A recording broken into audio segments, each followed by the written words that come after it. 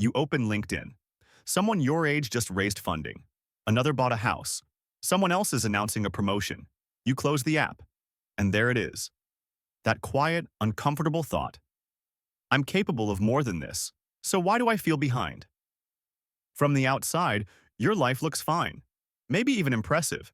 You've done well. You've worked hard. You're competent. People describe you as smart, driven, full of potential. But internally, it feels like you're late to your own life. If that's you, this video is for you. Because what you're feeling is not laziness. It's not a lack of ambition. And it's not proof that you've wasted your talent. There's a hidden psychological pattern that shows up in high achievers who secretly feel behind. And once you understand it, everything starts to make sense. Let's unpack what's really going on in your mind. Reframe. You're not behind. You're comparing different timelines. Here's the first shift. Most high achievers don't compare effort to effort. They compare potential to outcome. You're not measuring yourself against where you started. You're measuring yourself against who you believe you could have been by now. That imagined version of you? The one who made the perfect decision 5 years ago? The one who chose the right career path immediately? The one who maximized every opportunity? You're competing with a fantasy timeline, and your brain treats that imagined self as real. So even when you're objectively doing well, it doesn't feel like enough, because your internal benchmark is not average progress. It's optimized progress. That gap between who you are and who you think you should be creates chronic dissatisfaction. This isn't a motivation problem. It's a cognitive distortion fueled by high standards and counterfactual thinking. Mechanism. Explanation. The brain that simulates alternate lives. Your brain is a prediction machine. One of its most powerful abilities is mental time travel. You can replay the past and simulate alternate futures. This capacity is linked to the default mode network, a group of brain regions active when you're reflecting on yourself. High achievers often have very active internal simulation systems. You don't just think about the future, you model it, strategize it, optimize it. But here's the catch. The same system that helps you plan also generates what-if scenarios. What if I had started earlier? What if I had picked differently? What if I wasted my best years? Each simulation feels emotionally real. Your brain doesn't fully distinguish between an imagined failure and an actual one. So your nervous system reacts as if you truly missed something irreversible. That creates urgency, pressure, a constant low-grade anxiety that you need to catch up. Add social comparison to the mix and it intensifies. Humans evolved in small tribes where status determined survival. Today, status is measured in milestones, titles, income, visibility. When you see others hitting markers faster, your brain interprets it as a threat to belonging and competence. Even if your path is different, even if you're growing in ways that aren't visible, your brain whispers, you're falling behind. But falling behind compared to what? A standardized life timeline that doesn't actually exist. The achievement identity trap. There's another layer. If you've been praised for being capable your whole life, achievement becomes part of your identity. You're not just someone who works hard.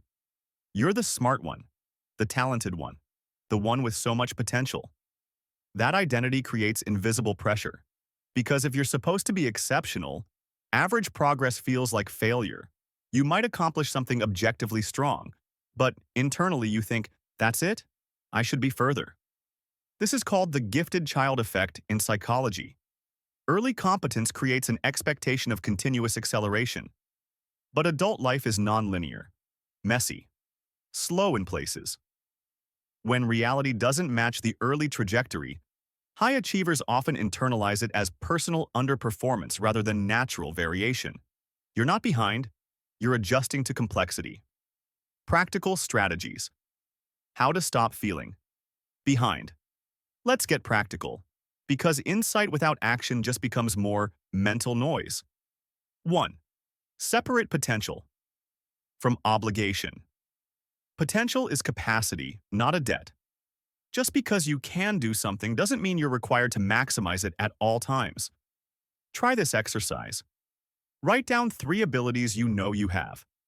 Now, next to each one, write, I am allowed to use this at my own pace. Notice what comes up. Guilt?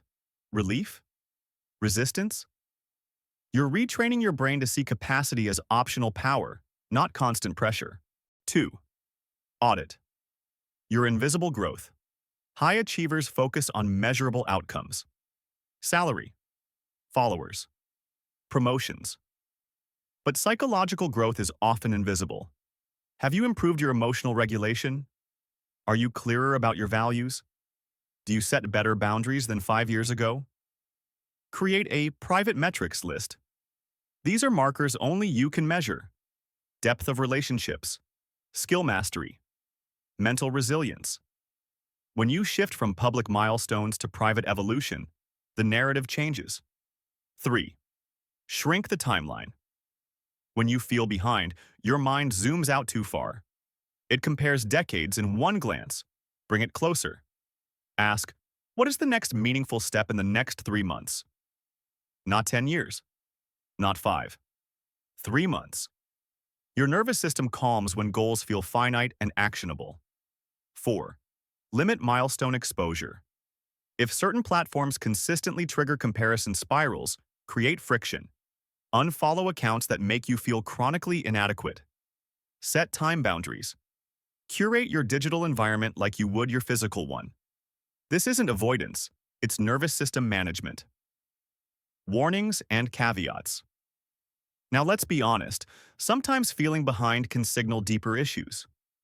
If your sense of inadequacy is constant, extreme, and paired with symptoms like persistent sadness, hopelessness, insomnia, or loss of interest in things you used to enjoy, that may indicate depression.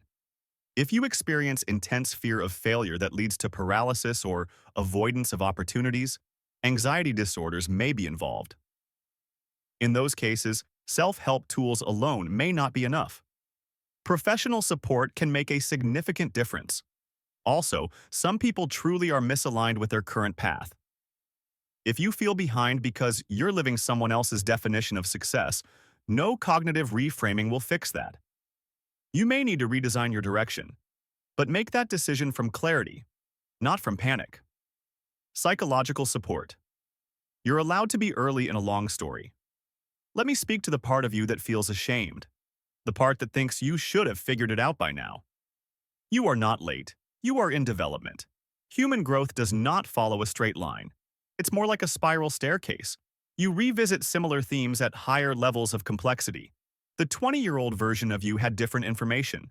The 30-year-old version has different constraints. The future version will have different priorities.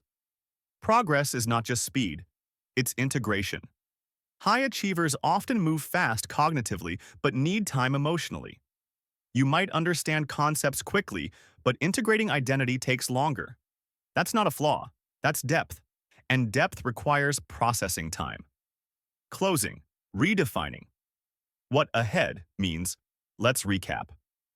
You feel behind because you compare yourself to an optimized fantasy version.